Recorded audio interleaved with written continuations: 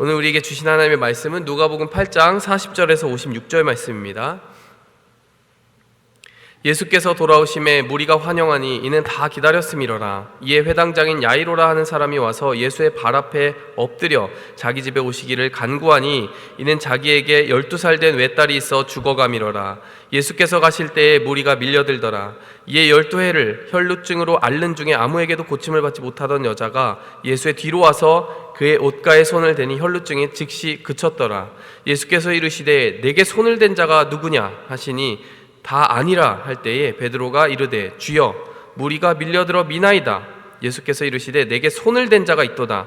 이는 내게서 능력이 나간 줄을 알미로라 하신대 여자가 스스로 숨기지 못할 줄 알고 떨며 나와 엎드려 그 손댄 이유와 곧 나은 것을 모든 사람 앞에서 말하니 예수께서 이르시되 딸아 네 믿음이 너를 구원하였으니 평안히 가라 하시더라. 아직 말씀하실 때에 회당장의 집에서 사람이 와서 말하되 당신의 딸이 죽었나이다. 선생님을 더 괴롭게 하지 마소서 하거늘 예수께서 들으시고 이르시되 두려워하지 말고 믿기만 하라. 그리하면 딸이 구원을 얻으리라 하시고 그 집에 이르러 베드로와 요한과 야고보와 아이의 부모에는 함께 들어가기를 허락하지 아니하시니라.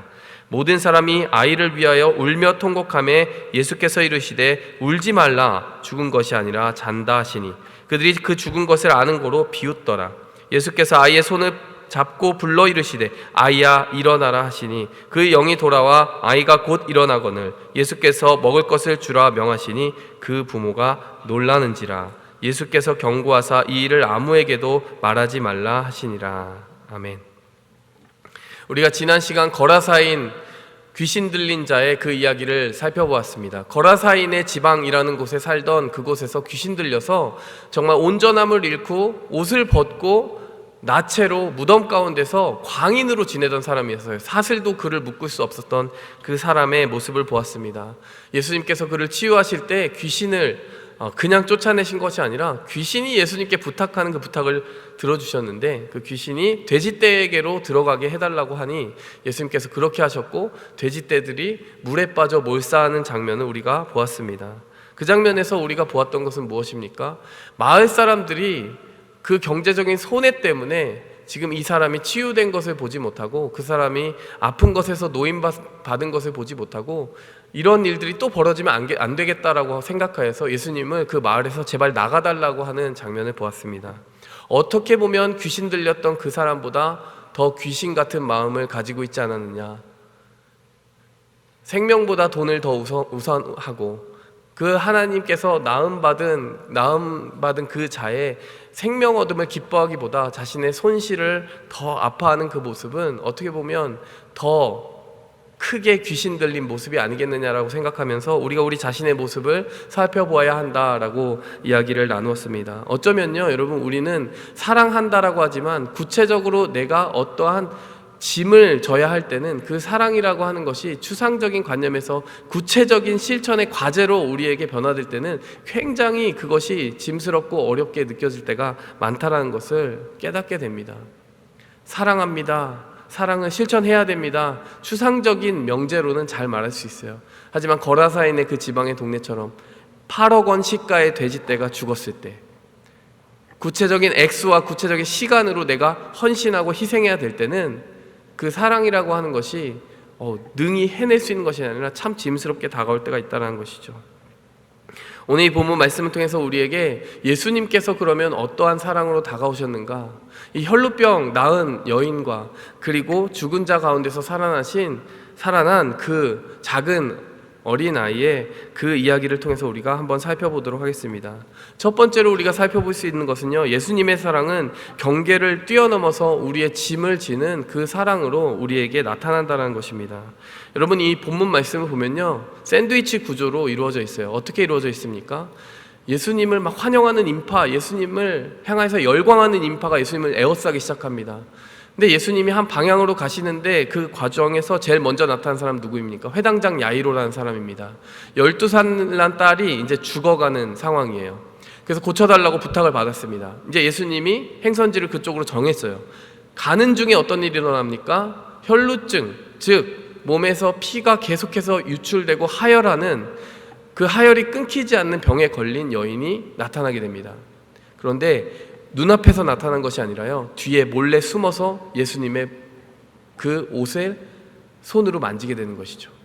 근데 그냥 만진 것이 아니라 그렇게만 하여도 나을 것이라고 믿고 만졌는데 실제로 병이 낫게 되었고, 예수님은 그 사실을 알아채고 누가 내 옷에 손을 대었느냐 라고 물어보시면서 뒤돌아보는 장면이 나옵니다. 그리고 그 자초지종을 나누는 그 치유의 한 이야기가 완성이 되는 것이죠. 그리고 나서 다시 이야기가 어디로 흘러가고 돌아가게 됩니까? 혈루증 났던 그 사람은 나음을 받았고 해당장 야이로가 부탁하였던 그 이야기로 다시 돌아가게 되어서 그곳을 향하여 나아갑니다. 여러분, 이 이야기를 보면요, 샌드위치 구조로 되어 있는데 이 샌드위치를 이루고 있는 두 이야기가 굉장히 큰 유사한 점을 가지고 있습니다. 어떤 점에서 유사한 점을 가지고 있습니까? 이 혈루증을 앓고 있던 사람은 12해 동안 그 병으로 고통을 받았다고 나와 있어요. 자, 그리고 이제 죽게 된 그 딸은 몇 살입니까? 12살이라고 되어 있어요. 이게 어떤 우연한 일치일까요? 조금 더 살펴보겠습니다. 그리고 그들이 알았던 병과 그것을 치유하는 과정에서 하나님이 부정한 것을 만지셨다라고 하는 것, 예수님이 부정한 것을 만지셨다라고 하는 공통점이 있습니다. 왜일까요? 여러분, 레위기와 민수기의 말씀을 보면요, 혈루증이 구체적으로 그 병명으로서 지목되면서 혈루증을 앓고 있는 여인은 밖으로 나올 수 없다. 그 혈루증이 다 낫기 전까지는 밖으로 나와서는 안 된다.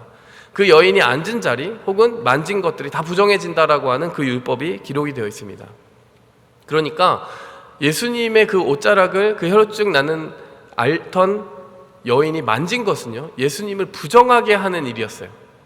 또 한 가지, 여러분, 또 만지지 말아야 된다라고 하는 것 중에 하나가 뭐였는지 아십니까? 시신을 만지면 안 되는 것이 바로 유대인들의 율법 중에 있었습니다. 시신을 만지는 것도 동일한 이유로 안 되는 것이었어요. 부정해진다라고 하는 이유가 있었습니다.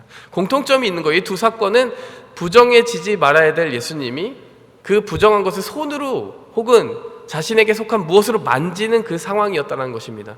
예수님이 지금 이 병으로 마침내 죽어버리게 된 그 12살 난 아이를 어떻게 일으키셨습니까? 오늘 본문 말씀이 어떻게 이야기하고 있어요?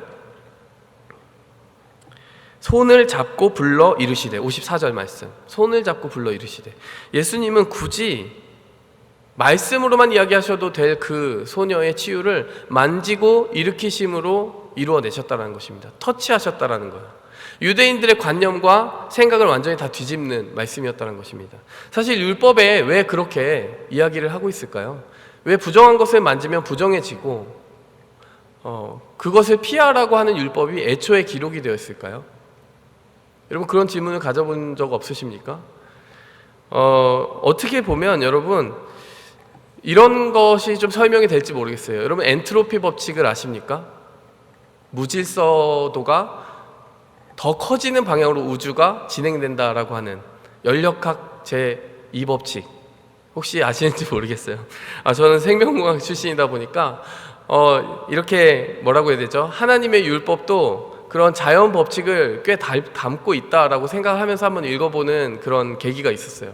근데 어떤 생각을 하게 되느냐, 하나님의 생명이 떠난 이 세상에 대해서 하나님이 말씀하시기를 부정함을 생명으로 덮을 수 있는 것이 아니라 부정함은 계속 퍼져가기만 한다라고 이야기를 하시는 것, 그것을 다른 이 생명공학적인 언어로 이야기하면 무질서함을 질서로 바꿀 수 있는 어떠한 생명적인 근원이 있는 것이 아니라 무질서함은 무질서함을 낳을 뿐이고, 무질서함이 질서와 만나게 되면 질서가 무질서에게 질서를 전해주는 것이 아니라 궁극적으로는 모두가 다 같이 무질서해지는 상황으로 온 우주가 진행되고 있다라고 하는 그 엔트로피의 법칙.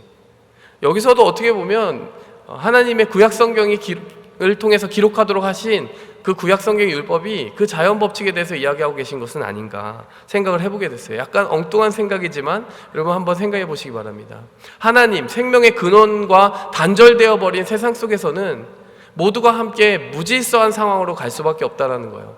여러분, 에어컨을 트는 상황은 어떤 상황입니까? 질서를 만드는 상황이에요. 그 에어컨을 이렇게 계속 돌린다는 것은 한 곳을 차갑게 만드는 것이거든요. 그리고 한 곳은 뜨겁게 만드는 것이거든요. 근데 이 전체를 합치게 되면요, 과학 법칙상 그 총합은 결국 무질서를 증가시키는 방향으로 결론 지어진다라고 과학자들은 이야기를 합니다. 그렇기 때문에 여러분, 진화론은 사실 가장 과학적이지 않은 이론 중에 하나다라고 이야기할 수 있는 것이죠. 왜 그렇습니까? 이 연력학 제2법칙, 엔트로피의 법칙은 법칙이에요. 이론이 아니라 법칙입니다. 온 우주가 무질서한 상황으로 가는 것. 그러나 여러분, 진화론은 이론이잖아요. 근데 법칙을 이길 수 없는 것이죠.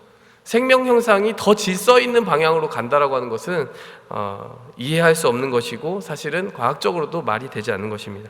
어쨌든 이 과학 이야기를 다시 뛰어넘어서 여기로 온다면, 여러분, 이것을 우리가 좀 더 와닿는 비유로, 좀 더 와닿는 신뢰로 우리가 찾아본다면, 여러분, 병든 자의 병을 고치기 위해서는 주변의 가족들도 함께 짐을 지게 되는 것이죠. 여러분, 아픈 사람의 그 아픔을 감당하기 위해서는 주변에서 무질서한 상황이 생기게 됩니다. 여러분, 누군가의 무거운 짐을 지기 위해서는 나에게도 에너지가 들어가게 되는 거예요. 다 같이 힘이 쏟아져 나가게 되는 것이죠. 그래서 여러분, 우리의 손쉬운 방법은 무엇입니까? 그것에 연루되지 않는 것이죠. 여러분, 내가 가지고 있는 이 질서라는 상태를 유지하기 위해서 다른 사람의 무질서와 최대한 거리를 두고 떨어져 있는 것, 이것이 우리의 방법이 아닌가 생각이 듭니다. 여러분, 그것이 어떻게 보면 이 사회의 질서를 유지하고 이 사회가 그럴듯하게 생명력 있게 나아갈 수 있는 최소한의 아주 소극적인 방법, 그리고 레메디가 아닌가 생각이 들어요. 그래서 구약 성경의 율법은 어떻게 보면 하나님께서 그러한 동기를 가지고 주신 것이 아닌가 생각이 듭니다. 생명의 근원이신 하나님께서 직접적으로 모든 영역을 터치할 수 있는 상황이 아닌 거예요. 우리가 죄로 인해 하나님과 단절된 것입니다. 그렇기 때문에 죄가 더 이상 확산하지 않도록, 무질서가 확산하지 않도록, 그 깨끗하지 않음이, 부정함이 확산되지 않도록 하나님이 주신 그 율법은 거듭 한 가지 원리로 이야기를 하고 있는데, 격리입니다.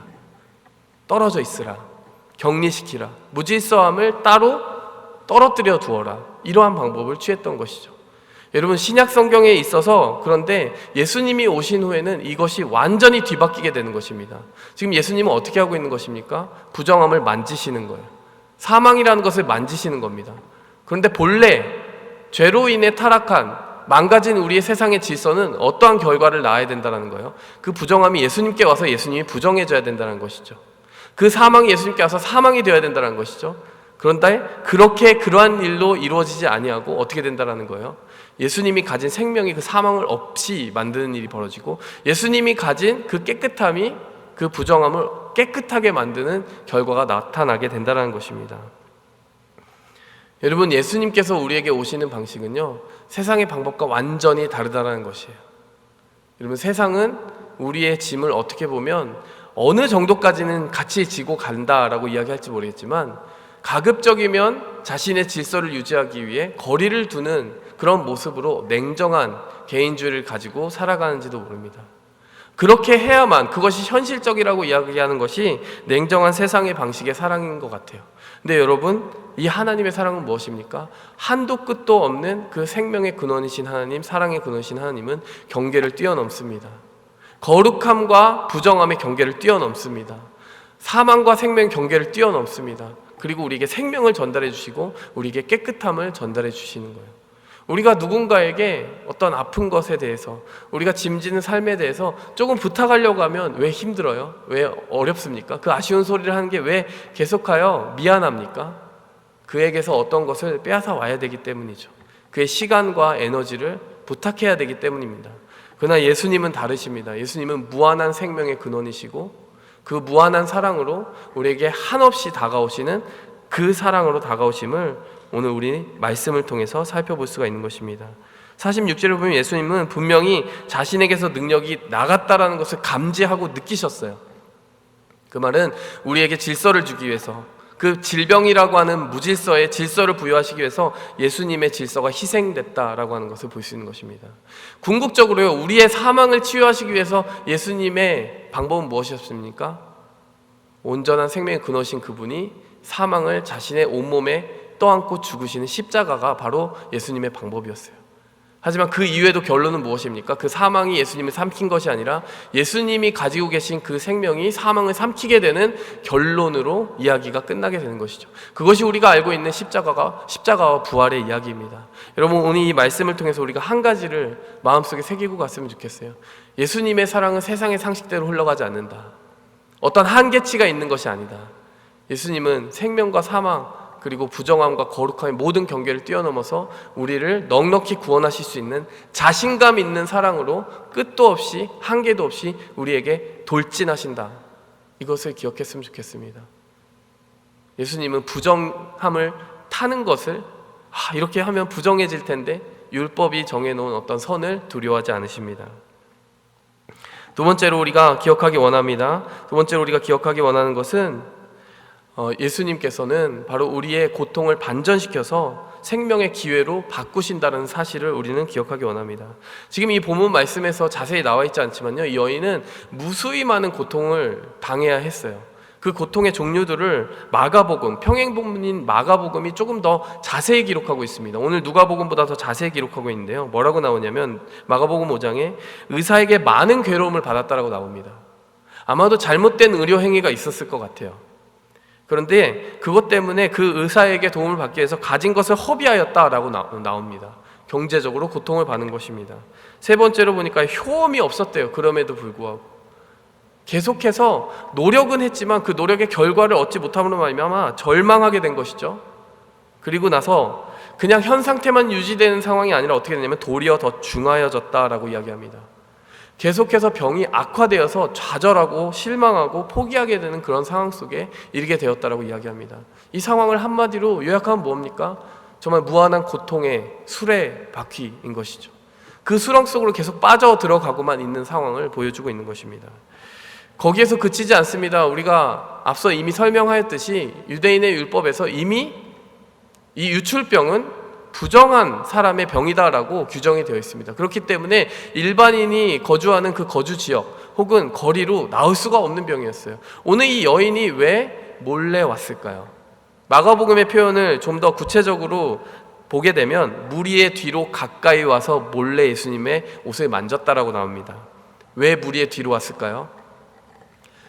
그 병이 부정한 병으로 낙인 찍혀 있기 때문에 사람들 앞에 나타날 수 없는 것입니다. 그 여인의 고통에 한 가지가 더 추가되는데 그것은 바로 사회적인 단절과 고통인 것이죠. 결혼을 하거나 가정을 이루는 것을 꿈꿀 수 있을까요? 그러한 것도 꿈꿀 수 없는 것입니다. 여인으로서 자신이 마땅히 가질 만한 그 꿈도 12년 동안 이 병으로 인해 단절되어 왔다는 것입니다. 근데 여러분, 이때 27절 마가복음의 27절의 말씀, 그리고 오늘 이 누가복음의 말씀에서도 이 여인이 예수님께 다가오게 된 이 상황에서 이 고통이 더욱 중하여지던 그때 한 가지 사건이 일어납니다. 27절 말씀, 마가복음 5장 27절 말씀에 예수의 소문을 듣고 무리 가운데 끼어 뒤로 와서 그의 옷에 손을 대니. 여러분, 때로는요, 우리가 고통 가운데 있을 때 예수님에 관한 말씀 혹은 예수님의 말씀이 더 귀에 잘 들어온다라고 하는 것 인정하십니까? 여러분, 이 본문 말씀에 보면 그 무수히 많은 고통을 받고 정말 신음하던 이 여인이 예수님의 말씀에 비로소 진지하게 반응할 수 있었고 예수님의 말씀에 소망을 걸어볼 수 있었던 이유는 그의 고통 때문이었다라고 하는, 어떻게 보면 우리의 상식을 반전하는 그러한 배경이 여기에 설명이 되고 있는 것입니다. 여러분, 때로는 우리가 모든 것을 갖추고 있을 때 하나님을 더 잘 섬길 것 같지만 하나님께서는 우리를 당신에게 더 가까이 이끌기 위해서 우리를 비워지고 또 때로는 약하여지고 깨어지게 하는 때가 있습니다. 네, 여러분, 그 소식 가운데 하나님께 실망하지 마시기 바랍니다. 그 고통 가운데 고통을 낭비하지 않는 우리가 되기를 원합니다. 어떤 사람은요, 고통 때문에 하나님과 더 멀어져요. 고통 때문에 하나님을 원망합니다. 그 고통 때문에 하나님이 계시지 않는다고 생각하거나 계시다면 나에게 무자비한 하나님이라고 결론 짓습니다. 그러나 여러분, 오늘 본문 말씀을 통해서 혹시 고통 중에 있다면, 실망 가운데 있다면 하나님이 여러분에게 내미는 그 손을 붙들기 원합니다. 그 고통을 하나님이 아십니다. 뿐만이 아니라 그 고통이 변화해서 그 고통보다 더 큰 생명으로 채워주실, 더 큰 축복으로 채워주실 약속이 있기 때문에 그 고통이라는 수단을 이용해서라도 여러분을 혹은 우리를 이끌고자 하셨던 것을 우리는 말씀을 통해 확신하기 원합니다. 세 번째로 우리가 말씀을 통해 살펴보기 원하는 것은 예수님이 고통을 고통으로 그냥 버려두지 않으시고 온전한 치유를 주시는데 그 치유는 우리가 경험하던 고통보다 훨씬 더 놀라운 규모로 우리에게 주어진다는 사실입니다. 우리의 고통의 크기보다 하나님의 치유의 크기가 월등하게 더 크다라는 사실입니다. 한번 살펴보도록 하겠습니다. 오늘 이 본문 말씀 보니까요, 한 가지 사건이 일어납니다. 손을 대게 됩니다. 그런데 그 손을 대었을 때 예수님이 이 일을 행한 여자를 보려고 둘러보시는 그런 상황이 벌어지게 됩니다. 32절에 보니까, 마가복음 5장 32절에 보니까 예수님이 이 일 행한 여자를 보려고 둘러보셨다라고 이야기합니다. 같은 장면을 누가복음 오늘 본문 말씀 읽은 8장에서는 어떻게 이야기를 하냐면, 내게 손을 댄 자가 있다, 누구냐라고 공개적으로 선언하십니다. 베드로가 와서, 주님 그게 말이 됩니까? 이 무리들이 다 예수님의 몸에 이렇게 부딪히고 있는데 어떻게 예수님 그런 말씀 하실 수 있어요? 손을 당연히 대겠죠, 이런 말씀을 하는 거예요. 예수님을 사실 책망하는 겁니다. 근데 예수님이 분명히 이렇게 말씀하십니다. 아니다, 내게 능력이 나간 그것을 나는 알고 있다. 여러분, 여기서 우리가 배울 수 있는 것은 무엇입니까? 예수님은 의미 없는 터치와 의미 있는 터치를 구별하신다는 거예요. 여러분, 우리가 믿음을 가지고 예수님께 나와서 예수님을 찾는 것과 믿음이 없이, 아무런 기대도 없이 그냥 몸만 와서 부딪히고 있는 상황을 구별하시는 것이 예수님이라는 것이에요. 여러분, 사실 놀랍지 않습니까? 그 많은 군중이 있었는데 예수님은 단 한 명도 의미 있는 터치를 나에게 하지 않았다라고 이야기하세요. 여러분, 오늘 이 지금 장면을 통해서 우리가 거꾸로 우리에게 적용해보고 또 도전받아야 될 질문을 적용한다면 어떻게 적용할 수 있겠습니까? 여러분, 여기 앉아있는 우리 몇 명입니까? 나 여러분 이 중에서 의미 있는 터치, 예수님에게 정말 무엇인가를 기대하는 믿음을 가지고 예수님의 옷자락을 만지는 사람이 있느냐라는 거예요. 여러분, 이사야서 6장 1절 말씀, 제가 참 좋아하는 말씀인데요, 이 말씀에 뭐라고 기록되어 있냐면, 우시야 왕이 죽던 해에 내가 본즉 주께서 높이 들린 보좌에 앉으셨는데 그의 옷자락은 성전에 가득하였고. 이사야라는 한 선지자가 국가적인 재난을 맞았던 한 이스라엘의 위기의 순간에 환상을 보게 됩니다. 국가적 재난은 무엇일까요? 왕이 죽었어요. 왕이 죽었으면 굉장히 힘든 상황입니다. 근데 그때 본 환상에 보니 하나님이 높이 들린 보좌에 앉으셨다라는 거예요. 육으로 보이는, 눈으로 보이는 왕은 죽은 절망의 상황이지만 우리가 영적으로 진심으로 진정으로 섬겨야 되는 참된 왕이신 하나님은 흔들림 없이 그곳에 계시더라는 거예요. 근데 그 왕의 옷자락이, 그 하나님의 옷자락이 성전에 가득했다는 것입니다. 여러분, 이것이 무엇을 보여줍니까? 성전에는 약속이 있다는 것이에요. 하나님의 만지심이 있다는 것입니다. 여러분, 이 옷자락은 예수님의 옷자락과 같은 옷자락 아니겠습니까? 능력을 상징하는 것 아니겠어요? 치유를 상징하는 것 아니겠습니까? 가득하다는 것은 무엇입니까? 이 성전을 가득 채운 여러분의 삶과 또 기도와 모든 문제를 덮을 만큼 넉넉히 여러분에게 뻗어있는 옷자락을 여러분의 머리 위로, 삶 위로 뻗치고 계시다라는 의미를 가지고 있지 않겠습니까? 여러분, 예수님의 옷자락을 잡을 수 있는 그 상황, 우리에게도 지금 펼쳐져 있는 것이에요. 여러분, 예수님의 옷자락이 보이십니까? 여러분, 어떤 사람은 그 옷자락을 믿음으로 붙잡습니다. 근데 어떤 사람은 의미 없는 터치로 마무리 짓고 말더라는 것이에요. 여러분, 오늘 여러분 더 깊은 치유가 이 사람에게 일어나게 되었어요. 이 여인에게 일어나게 되었어요. 무엇입니까? 믿음이라고 하는 치유가 일어나게 되었습니다. 하나님을 만나고 하나님의 능력이 예수님께 속한 것을 깨닫게 되는 지혜가 이 여인에게 이루어지게 되었다는 것입니다. 여러분, 굳이 예수님은 뭐라고 합니까? 나오라고 이야기합니다. 여러분, 예수님 왜 이 여인에게 나오라고 이야기를 했을까요? 나의 옷을 만진 자는 이 앞으로 나오라고 왜 이야기를 하셨을까요? 여러분, 저는 예수님께서 여기서 아주 깊고 사려 깊은 마음으로 이 여인의 다양한 레벨의 고통을 치유하고 계시다라고 생각이 들어요. 첫 번째로 사회적인 그런 고통을 치유하고 계신 거 아니겠습니까? 사회적인 고통은 무엇이에요? 여러분, 그동안 격리되어 있어 왔잖아요. 부정한 자라고 낙인 찍혀서 살아왔잖아요. 근데 예수님은 이제 나오라고 하는 거예요. 너는 부정한 자가 아니다. 내가 너를 치유하였다. 여러분, 또 예수님은 지금 어떠한 의도로 이 여인에게 앞으로 나오라고 하는 것입니까? 분명히 예수님은 만질 때 이 여인의 상태는 부정한 상태 아니었어요? 그러니 어떻게 보면 율법을 깨고 죄를 지은 것 아닙니까? 그럼에도 불구하고 예수님은 그 모든 것조차 용서하고 받아주신 것이죠. 그 예수님의 용서와 또 예수님의 은혜를 선언하기 위해서 그 여인을 앞으로 나오라고 하신 것이죠. 여러분, 그 여인이 아마도 자신이 병이 있음에도 불구하고 이 거리에 와서 예수님의 옷자락이라도 만져야 되겠다라고 처음 나올 때는 그 두려움을 이길 수 있었던 동기는 아마도 예수님의 능력을 믿었기 때문일 것입니다. 그러나 이미 고침받았음을 알고 나서 예수님이 다시 한번 초청하셨을 때, 예수님의 눈앞으로, 얼굴 앞으로 나와왔을 때, 내가 부정한 그 손으로 예수님을 만졌다는 사실 때문에 정죄받으면 어떻게 하지? 그 두려움을 극복하고 나올 수 있었던 그 힘은 또 어디서 나왔을까요? 예수님의 인격에 대한 믿음이었습니다. 처음은 예수님의 능력을 바라보면서 나왔어요. 능력을 믿음으로 나왔습니다. 그러나 두 번째는 예수님의 인격, 나를 받아주시고 은혜로 품어주시고 사랑해주시는 예수님을 확실히 믿는 믿음으로 그 두려움을 이기고 두려움의 장벽을 깨고 나오게 된 것이죠. 그 덕분에 그를 사회적으로 격리했던 모든 장벽이 무너지게 되었고, 그를 하나님과의 관계에서 단절짓고 있던 모든 영적인 장벽이 와르르 무너지게 되었던 것입니다. 여러분, 제가 앞서 말씀드렸듯이 여러분, 예수님이 주는 그 치유는 여러분 고통의 크기보다 훨씬 크다라고 이야기를 했습니다. 여러분, 어떤 의미에서 그렇게 이야기할 수 있을까요? 육의 고통이 있었는데요, 육의 고통이 치유되었습니다. 여러분, 사회적인 고통이 있었는데 사회적인 고통이 치유되었습니다.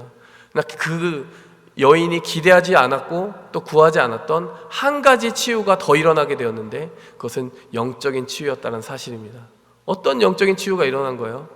예수님 옷자락만 만지고 그냥 갔다면 여러분, 육의 치유도 완성되었고 사회적인 치유는 그때부터 완성이 되었겠죠. 그러나 여러분, 영적인 치유, 곧 하나님이 누구신지 알고 하나님과 관계를 개인적으로 맺는 그 치유까지는 완성되지 않았을 것입니다. 예수님께서는요, 굳이 앞으로 끌어내십니다. 두려움을 이기고 믿음을 고백할 수 있는 기회를 주시는 거예요. 겨자씨 같은 믿음을 가지고 나왔는데 이제는 그 믿음이 더 커지고 열매를 맺게 해주실 수 있는 기회를 주시려고 하셨다는 것입니다. 여러분, 진정한 치유가 무엇입니까? 예수님을 만나는 것이에요. 예수님이 누구신지 아는 것입니다. 그리고 예수님과 나와의 관계가 완전히 변화되는 것입니다. 여러분, 이 본문 말씀 이야기 처음 시작할 때 이 여인의 정체에 대해서 무엇이라고 말합니까? 이 여인은 어떤 여인입니까? 12해를 혈루증으로 앓는 중에 아무에게도 고침을 받지 못하던 한 여자. 여러분, 이 여인은 그냥 한 여자였습니다. 여러분, 근데 이 여인이 예수님과 이렇게 이야기하고 대화하고 고침받는 모든 이야기가 끝나고 나서 이 여인은 어떻게 바뀝니까? 48절 말씀 보시기 바랍니다. 그리고 이 48절 말씀을 여러분에게 직접적으로 하시는 하나님 말씀으로 기억하시기 바랍니다. 내 딸아, 네 믿음이 너를 구원하였다. 여러분, 그는 더 이상 한 여인이 아니라요, 내 딸아, 내 아들아, 하나님의 자녀가 되었던 것입니다. 그냥 옷자락만 만지고 돌아가는 그 정도 주고 싶지 않으셨어요. 예수님은 예수님의 표정을 보여주고 싶으셨습니다. 예수님의 음성을 들려주고 싶으셨어요. 예수님은 그 여인이 예수님의 하나님의 딸이라는 것을 알려주고 싶으셨어요. 영적으로 치유해주고 싶으셨던 것입니다. 여러분, 우리의 고통의 크기보다 하나님이 주시는 치유의 크기가 훨씬 크다라는 것을 기억하시기 바랍니다. 여러분, 이 교회에 오시면서 여러분 어떤 치유를, 하나님의 만지심을, 하나님의 터치를 기대하며 오십니까? 여러분, 육적인 필요, 또 사회적인 정서적인 필요 있습니다. 그러나 궁극적으로 이 본문 말씀을 통해서 우리에게 약속하시는 클라이막스, 치유의 클라이막스, 축복의 클라이막스는 바로 예수님의 눈을 마주치고 예수님으로부터 내가 하나님의 자녀 되었다는 것을 확실히 들을 수 있는 그 축복이고 치유입니다. 여러분에게 그 축복이 임하기를 간절히 기도합니다. 마지막으로 우리가 기억해야 될 것은요, 우리가 예수님의 그 옷자락을 만진 후에는 하나님의 한 가지 더 큰 축복의 부르심을 받게 된다는 것입니다. 그것이 무엇일까요, 여러분? 예수님은 우리가 그 옷자락을 만지고 치유받는 것만 가지고 만족하기 원하시는 것이 아니라 내 자신이 예수님의 옷자락이 되어서 누군가에게 치유를 흘려보내는 통로가 되시기까지 되는 것까지를 계획하고 계세요. 여러분, 이 12증을 혈루병으로 앓던 여인은 예수님의 치유를 받고 나서 어떠한 능력이 생겼을까요? 그 자신 치유하는 능력이 생겼는지는 모르겠지만 그것보다도 치유가 예수님으로부터 말미암았다는 것을 증거할 수 있는 간증의 입술을 가지게 되었습니다. 많은 사람들을 예수님께로 이끌 수 있는 그 무엇보다도 파워풀한 툴을 가지게 된 거예요. 여러분, 우리가 옷자락만 만지는 것이 아니라 하나님께 부름받은 자는 내가 옷자락이 될 수 있는 특권을 누리게 됩니다. 가장 고통받았던 그 사람일수록요, 더 큰 치유를 받게 되고, 더 큰 고통 때문에 더 큰 치유를 받은 사람은 더 큰 치유를 흘려보낼 수 있는 옷자락이 된다는 사실입니다. 내가 조금 더 달리기에서 뒤떨어져 있는 것처럼 보여도, 내가 남들보다 더 부당한 고통을 받는 것 같아 보여도, 반전시키시는 하나님은 우리를 더 큰 생명의 통로로 사용하시고 더 큰 능력의 도구로 사용하시고자 고통을 특권으로 바꿔주시는 마지막 은혜를 준비하고 계실 것입니다. 여러분, 베드로와 제자들 어떤 일이 있었습니까? 성령의 충만함을 받고 나서 복음을 전하게 됩니다. 그리고 그들이 손을 얹은 병자들이 나음받게 됩니다. 여러분, 이것이 보여주는 사인이 무엇이에요? 우리가 옷자락이라는 것입니다. 예수님의 능력의 통로가 된다는 것입니다. 고린도서의 말씀이 무엇을 말합니까? 교회는 그리스도의 몸이라고 이야기합니다. 그리스도의 몸이 무엇을 말합니까? 예수님의 능력이 직접적으로 흘러가는 통로가 된다는 거예요. 손이 된다는 거예요. 눈이 된다는 거예요. 하나님의 위로를 전할 수 있는 그 따뜻한 시선을 보여줄 수 있는 눈이 될 수 있고, 그들의 말을 들어줄 수 있는 귀가 될 수 있고, 그들에게 하나님의 말씀을 전할 수 있는 입이 될 수 있고, 그들을 하나님의 따뜻한 온기로 붙잡아 줄 수 있는 손이 될 수 있고, 고통받는 자에게서 멀어지지 않고 다가갈 수 있는, 그들을 격리하라고 말하는 것이 아니라 그들에게 경계를 뛰어넘어 나아가겠다라고 말하는 발이 될 수 있는 것이에요. 그래서 교회가 그리스도의 몸입니다. 근데 그 교회가 누구라고요? 우리 한 사람 한 사람이라고 고린도서는 이야기합니다. 우리가 다 지체라고 이야기합니다. 오늘 본문의 말씀, 이사야서의 말씀 함께 본다면 하나님은 우리가 옷자락이 되기 원하시는 것입니다. 내가 옷자락 잡아서 치유받아야지. 여러분, 거기까지만 적용하지 마시고요, 이 오늘 본문 말씀을 마지막으로 적용할 때는 내가 옷자락 되게 해주십시오. 누군가가 날 만지면 나를 통해 그리스도가 그에게 전해지게 도와주시옵소서. 누군가를 위해 내가 기도할 때 그 기도가 그에게 닿으면 하나님의 능력이 그에게 흘러가게 도와주시옵소서. 여러분, 우리가 부름받은 치유는 거기까지입니다. 함께 기도하며 나가겠습니다. 하나님 아버지, 감사합니다. 주님의 손이 닿는 곳에서 경계도 없고 한계도 없는 그 무한한 사랑이 나타남을 우리가 말씀을 통해 살펴보았습니다. 계속해서 무질서함이 정말 더 커져만 가는 열사의 상태를 향하여 나아가고 있는 이 우주의 냉혹함 속에서 생명의 근원이신 하나님께서 부정함을 두려워하지 않으시고, 또 차가움을 두려워하지 않으시고, 저주를 두려워하지 않으시고, 그 모든 것을 온몸에 떠안고 주님의 생명을, 주님의 정결함을 우리에게 전해주고자 우리에게 오신 그것을 기억합니다. 하나님, 그 사랑 안에서 우리가 확신하게 도와주시고, 그 옷자락을 의미 없는 터치로 낭비하지 않게 도와주시고, 때로는 고통의 힘을 빌려서라도 예수님께 더 가까이 가려는 그러한 강한 결심으로 나아가게 도와주시옵소서. 더 나아가 고통받는 자에게 정말 치유받은 증거자로서 그에게 또 다른 치유를 전할 수 있는 하나님의 사람으로 우리가 쓰임받게 도와주시옵소서. 예수 그리스도의 이름으로 감사하며 기도하였습니다.